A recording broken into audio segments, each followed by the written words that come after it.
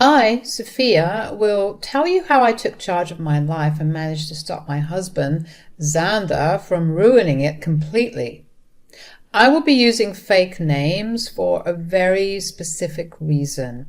I happen to be a pretty well-known lawyer in the state where I live, and I know I will end up being recognized. That is something I don't want due to several reasons, so fake names it is. I won't get into a lot of detail about my and Xander's love story. Yes, we fell in love, got married and all, but it ended in a divorce, so I guess the love wasn't all that real on one end. So, to be blunt, Xander cheated on me. I saw the signs. He was avoiding me, spending a lot of time outside and going on frequent business trips. He did have a very big business, but I wasn't a part of it. I'm a successful lawyer in my own right, but Xander always considered me a failure because I didn't earn as much as him. Anyway, one fine day when he was away for another of his fake business trips, I decided to do some digging and found a secret Facebook account on my husband's old laptop. And my hunch was right. He was freaking cheating on me with some random woman. She was beautiful, and I knew that's what drew Xander to her. He has complained about my plain looks a lot. I don't even know why I continued this sham of a marriage. Probably because I was madly in love with him. However, the cheating was the final nail in the coffin. I was both heartbroken and mad. I immediately called and confronted him. I said, "What is this, Xander? Are you freaking cheating on me? I've plenty of proof to show that you cheated on me. How could you do this?" "What can I say, Sophia? You're just not that interesting anymore. You spend all your time running after useless cases and ignore me all the time. Besides, it's not like you are a supermodel who could keep me with just her looks." "What are you even talking about, Xander? You know I have a stressful job. You knew what you had signed up for. I haven't even been neglecting you. You are the one who has stopped coming home and refused to talk to me. That is how I found out about your affair." When I had decided to call Xander, I expected him to show some remorse. But I wasn't expecting the cold response he gave me. He was putting all the blame on me and saying that his cheating was justified. Spoiler alert, it wasn't. I wasn't going to be accused of anything that I didn't do. When I pointed out the obvious flaws in his accusations, he simply turned cold again and didn't try to pin the blame on me again. He simply said, "Good that you found out, Sophia. I no longer have to hide my beautiful girlfriend anymore. She and I will have a perfect life together after I divorce your useless self. Finally, I will marry someone who's worthy of me and my name." I felt like I was hit with a ton of bricks. My blood ran cold when Xander talked about the divorce. He was downright insulting me and telling me that I wasn't good enough for him. He accused me of being a bad wife when he was the one sneaking around having an affair. Hell, he wasn't even remorseful about it. He was boasting about his affair and claiming how much a better wife the mistress would be. I was reduced to tears when he demeaned me and boasted about his affair like that. This was the man I had loved for over a decade.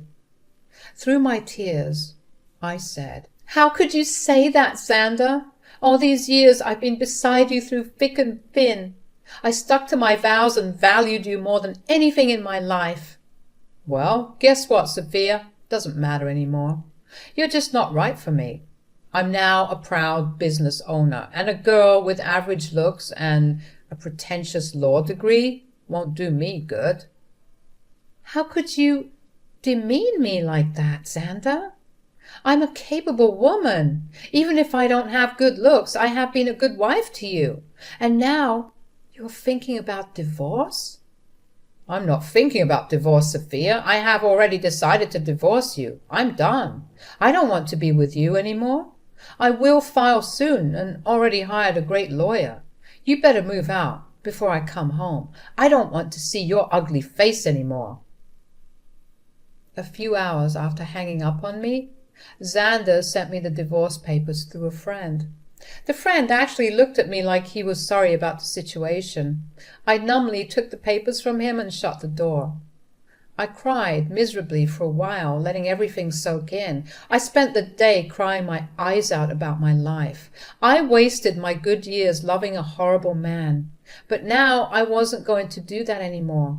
I was a strong woman who would take control of her life and teach Xander a good lesson.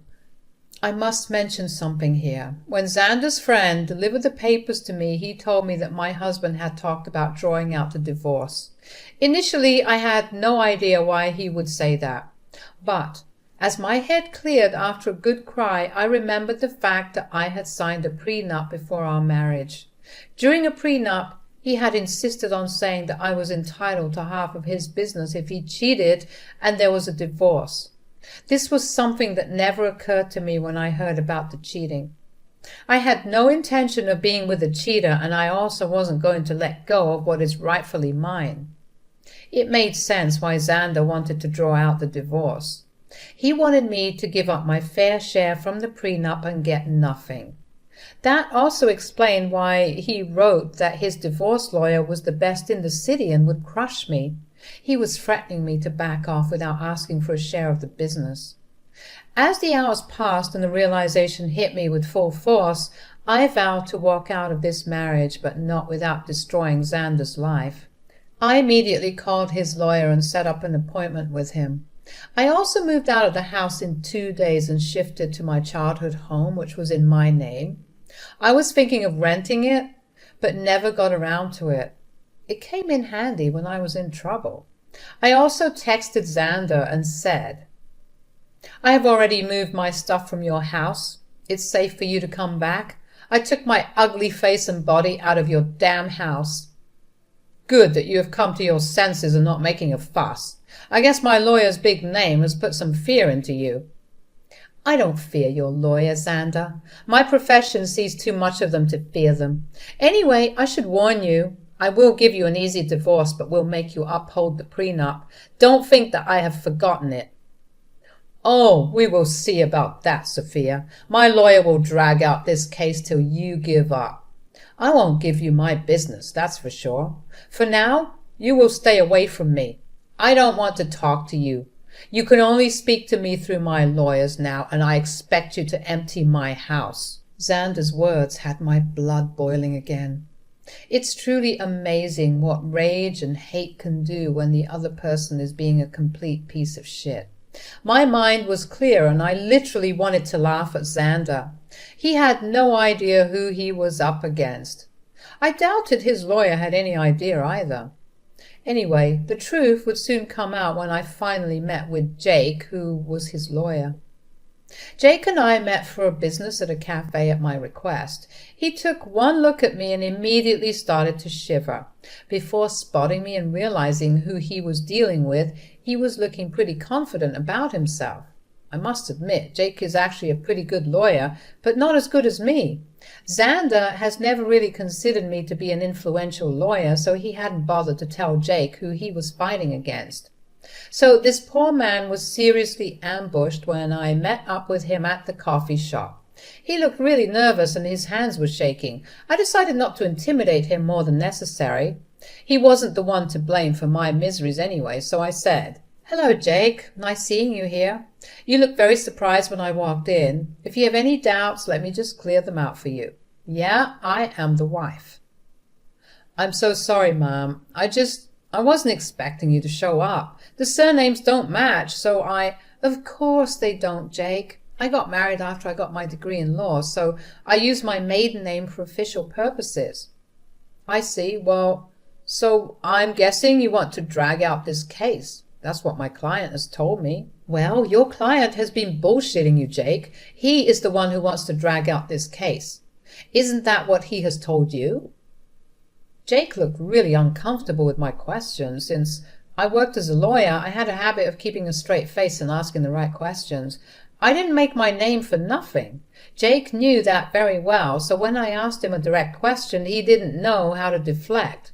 I again decided to spare the poor man and said, "You don't have to answer that, Jake. I've known Xander for over a decade. I married that idiot, for God's sake. I know what goes through his thick head. Now, since I know you and don't think it's fair on you, I will tell you the truth about this divorce." "What do you mean, ma'am?" "Tell me, Jake, did my dear husband mention to you that he had cheated on me?" Jake's expression was everything I needed to draw a conclusion. He didn't need to spell it out for me. He was once again surprised by my declaration.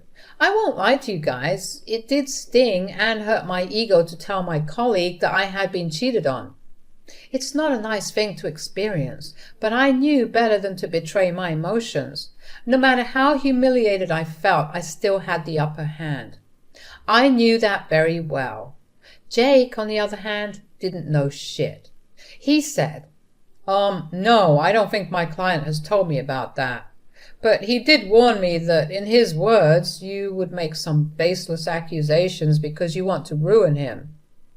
"Oh, you poor thing, Jake. Your client has played you like a fiddle, although it might make you happy to know that Xander thinks you are one of the best lawyers out there." "Well, that's a big compliment, but I will never measure up to you, ma'am. I wish he had told me that his wife also practices law. He only told me that you work at a law firm." "Oh, my husband never really took my accomplishments seriously. He had a habit of undermining my work and my influence. It was foolish of me to stay with him this long. However, it was smart of me to sign the prenup to save my butt." Jake was completely taken aback by the word prenup. He looked shocked, and the word seemed foreign to him. I didn't need to learn rocket science to know that he had been ambushed again. Xander had conveniently forgotten to mention the prenup to Jake. Did he hope that I had forgotten about it? Well, who knows? It didn't matter, since the word of the prenup was out there. Jake was frazzled and said, "There's a prenup in this marriage? Your husband hadn't mentioned that. Do you have any proof, Mom?" "Oh, I do have plenty of proof, Jake. I brought the papers along. I had a feeling that Xander would try and get out of dealing with the consequences of his actions. Well, not on my watch."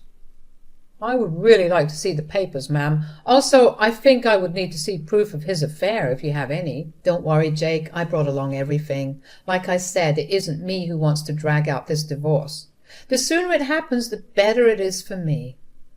I handed over everything I had to Jake, from messages to pictures, documents. I had all the proof right in my handbag.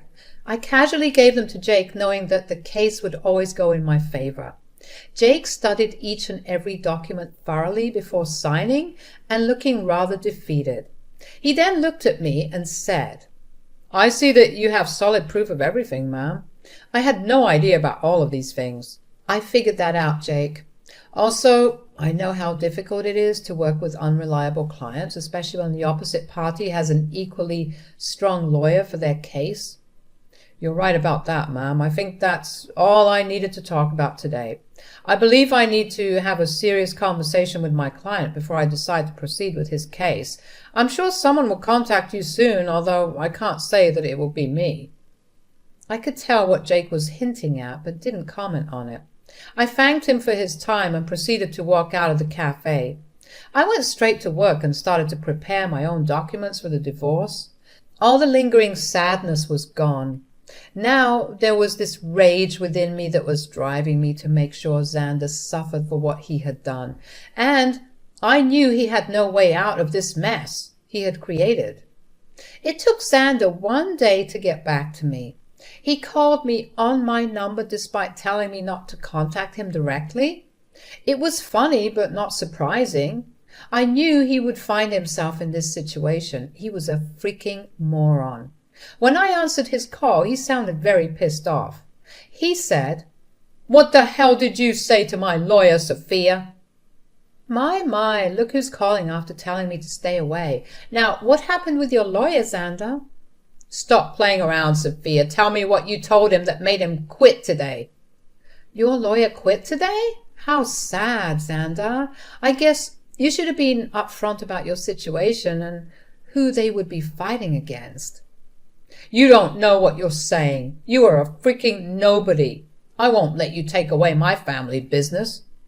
Oh, I would like to see you try, Xander. I will hire a better lawyer and de-stout you. Just wait and watch. I will destroy you in court.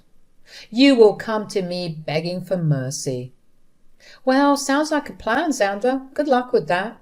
But a word of advice from a lawyer. Remember to tell your new lawyer about your affair and the prenup. When I said that, Xander simply hung up on me. It made me chuckle. He was in deep trouble, but still didn't know it. He would try every lawyer in town and see if anyone would represent him. I am a known name here, so people knew not to mess with me. Plus, anyone stupid enough to believe his lies would be dragged down to reality when I present them with my ammo. Xander said that he would make me beg for mercy. I knew that it would be a matter of time before he would come begging at my door. I was right in thinking that Xander would be back begging at my door. He literally had no other choice. One fine morning, while I was getting ready for work, there was a knock at my door. I was a little confused about who showed up at such an odd time. Imagine my surprise when I opened the door and found my soon-to-be ex-husband looking forlorn and weary. I invited him in because I didn't want a scene outside my home. I was already dealing with enough. When he came inside, I said, "Make it quick, Xander. I don't have enough time to waste on you. I don't even know why you're here. We were supposed to strictly communicate through lawyers only." "Yeah, about that. I haven't found a good divorce lawyer yet." "Oh, that's sad for you, Xander. You better hurry up because I hear that your mistress has been dying to marry you." "I'm not worried about her anymore." "Listen, Sophia, we need to talk. You have been sabotaging my lawyers so that they wouldn't take my case. That is very unfair." I immediately laughed when he said that. I couldn't believe that Xander would have the audacity to pin the entire blame on me. That again showed how little he valued my profession. He thought that just because he was willing to throw money, people would fall at his feet. I said, "Oh dear, that's an amazing joke, Xander. Let me just clear that misconception for you. I haven't been sabotaging anything. It's your stupidity that's causing trouble." "I don't understand. What did I even do?" "Should I remind you how you lied to your lawyers about the affair and the prenup? That is enough to make them look like a fool in court. Do you think lawyers would jump at representing unreliable clients like you? Besides, I will admit that my name will make a lot of people walk away. You may consider me to be useless, but I actually do have a good name in this profession." "Yes, I know that now, Sophia. I've tried being open with lawyers too, but none of them are willing to help me." "That's what happens when you try to go against an ironclad prenup. You really should have thought your affair through, Xander.